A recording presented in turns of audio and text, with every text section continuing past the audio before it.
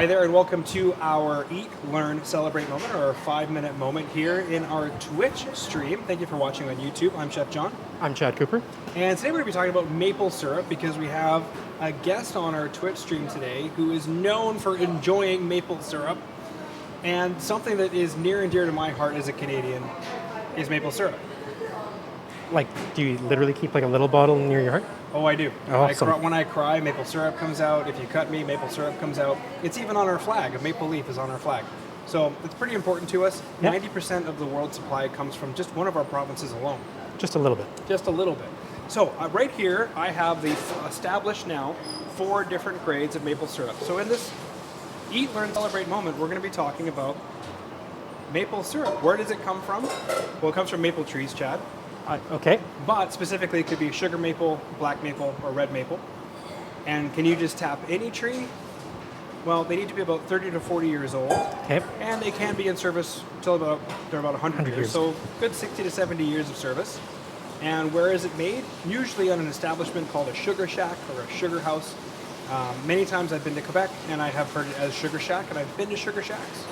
They're a lot of fun. So if you haven't been to one, I recommend going to one. There's usually a kitchen there and they make lots of cool stuff. Okay. So we're saying Canada, we're saying Quebec. Northeastern North America is what I'm going to call it. We have Vermont, who's a producer. We have Massachusetts, who's a producer. We have Ontario. We have Quebec.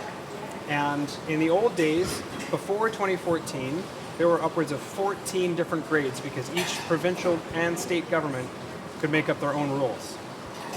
Not confusing. That's a lot of different grades. And so the International Maple Syrup Institute said, no, we got to have uniformity. And so that's why we have these 4 grades here. As of 2014, the CFIA, the Canadian Food Inspection Agency, or the Government of Canada, said, yes, we're going to follow these 4 grades. And then in 2015, early 2015, the FDA, Food and Drug Administration, which is the United States government, said, we'll go ahead and follow suit. So now everybody follows these suits. Everything is grade A. Grade A? That's grade A, yep. So in Canada, it used to be number 1 or number 2, and in the States, it was grade A or grade B. Now everybody is all grade A. And we have 4 different colors, and it's all about how much light can pass through. The flavor does also change, but it's how much light can pass through. So what ends up happening is the trees in the wintertime start to store their starches and eventually turns into sap. And then in the late winter, early spring, the sap starts to rise. When we tap that tree, that sap starts to come out. It's really quite watery. So what they do is they then boil the water out and then process it. And as they process it, there's a few things that get into it. There's a little bit of foam actually right here, but it's even worse. And so what they do is they put a defoaming agent in it, and traditionally it's been lard. Wait a minute. Okay. So that's why maple syrup isn't kosher. And if I look at one of these, it probably doesn't have a kosher designation or a vegan designation on it, because, actually, I take that back. Well, it's got a PARB, which means there's no dairy in it. So they must have used a kosher-approved vegetable oil, actually, in these. But this one here, which is a different brand, does not have a designation on it. So I imagine this one has lard or something in it that isn't kosher. Okay, that's good to know. I know wine is similar in that there's production in the clarification process where people are surprised that wine is not vegan and sometimes not vegetarian. Do your research. Yeah, exactly. So starting from the top, we have the lightest, which is called Golden Delicate Taste. Golden Delicate Taste. This stuff is very expensive and very hard to come by. I actually had this ordered in from Quebec. For the record, when we say it literally came in, John was like 5 minutes later than his normal like super prompt. Mm-hmm. It's because he was waiting and making sure to pick this up. Yes, we actually chased down our postman. Then we have Amber Rich Taste, which is the most common and the easiest to find. Okay. And if we take a look, Chad, we can see that the color starts to get darker as we go.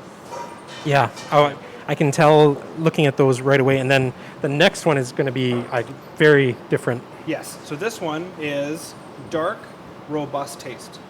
As we start to get darker, and then the very darkest is very dark, strong taste. And the funny thing is that they start to look very similar, but there are differences, and there's definitely differences in taste as well.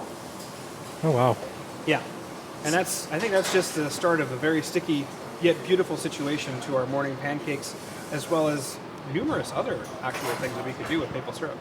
Like waffles, which are just pancakes with abs. Yeah, exactly. Yeah, or French Canadian sugar pie, which I made earlier and our guests can try.